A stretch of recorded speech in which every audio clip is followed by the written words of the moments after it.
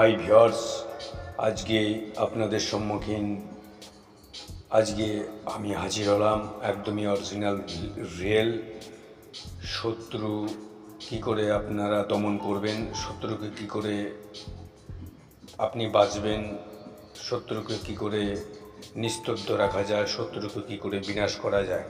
তো ভিউয়ার্স, এটা আপনারা দেখবেন যারা খুব ক্ষতি করছে, আপনারা কোনোভাবে পেরে উঠতে পারছেন না, সেই ভাইটার জন্য আজকে আমি এই নকশাটা আজকে দান করলাম। খুবই পরীক্ষিত একটি নকশা, সঠিক নিয়মে সঠিকভাবে আমি যেভাবে বলে দেবো সেভাবে যদি আপনি কোনো ক্রিয়াগুলো যদি করতে পারেন তো 100% তার রেজাল্ট পাবেন। তো চলুন, সর্বপ্রথম আপনাকে কি করতে হবে, একটা ভুজপত্র, 3টে ভুজপত্র আপনাকে জোগাড় করতে হবে। জোগাড় করার পর আপনাকে যে কাজটা করতে হবে, যে মেশক জারফান আপনি কালি এখানে ব্যবহার করা যাবে না। এখানে বিষ কালি বলে একটা কালি পাওয়া যায়, সে কালি ব্যবহার করবেন, নাহলে কাম সিঁদুর বাস দিয়ে আমি নকশাটা সবার লাস্ট আমি দেখিয়ে দেবো। কেউ চ্যালেঞ্জটি স্টেপ করে যাবেন না, তাহলে কিছুই বুঝতে পারবেন না। আমি নিয়মটা বলছি শুনেন। 3টে ভুজপত্রের নকশাটি 3টে অমাবস্যা রাতে শ্মশানে বসে আপনি লিখবেন। যাকে আপনি বিনাশ করতে চাইছেন, তাকে আপনি দমন করতে চাইছেন, এখানে তার নাম, গোত্র, পুরো ঠিকানা আপনি এইভাবে লিখে দেবেন। লিখে দেওয়ার পরে নকশাটা আপনি জাগাবেন। জাগানোর পরে আপনাকে যেই কাজটা করতে হবে, একটা অগ্নিকুণ্ড আপনাকে জ্বালিয়ে এই নকশাগুলো লিখতে হবে। তো ভিউয়ার্স, কিছু হোম যজ্ঞর ক্রিয়াগুলো আপনি করবেন একদম সঠিকভাবে, সঠিক নিয়মে। তো ভিউয়ার্স, এখানে যে অমাবস্যা রাতে কাজ করলে কাজ আপনি 21 দিনের মধ্যে সে রেজাল্ট অবশ্যই দেখতে পাবেন, অবশ্যই দেখতে পাবেন।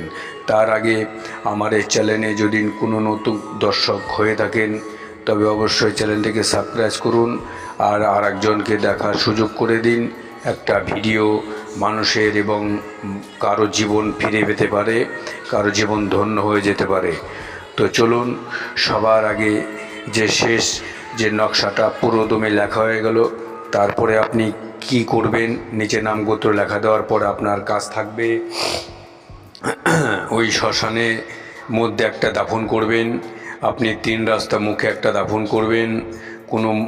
কোনো মন্দির কিংবা মসজিদ থাকলে সেখানে একটা দাফন করবেন। যে কোনো হিন্দু ভাইরা, মুসলিম ভাইরাও করতে পারেন। আর যে শত্রু যদি হয়ে থাকে, তাহলে শত্রুকে আপনি যদি বিনাশ করতে চান, সেই শত্রুর বাড়ি আঙ্গনায় আপনি এই নকশাটি সঠিক নিয়মেভাবে আপনি গিরে দেন। দেখবেন 21 দিনের পথে তার কেল্লা ফতে হয়ে যাবে। তো ভিউয়ার্স, এসব কাজগুলো করবেন না যখন কোনো রাস্তা থাকে না, তখন এই কাজগুলো সেই নিয়মে করা হয়।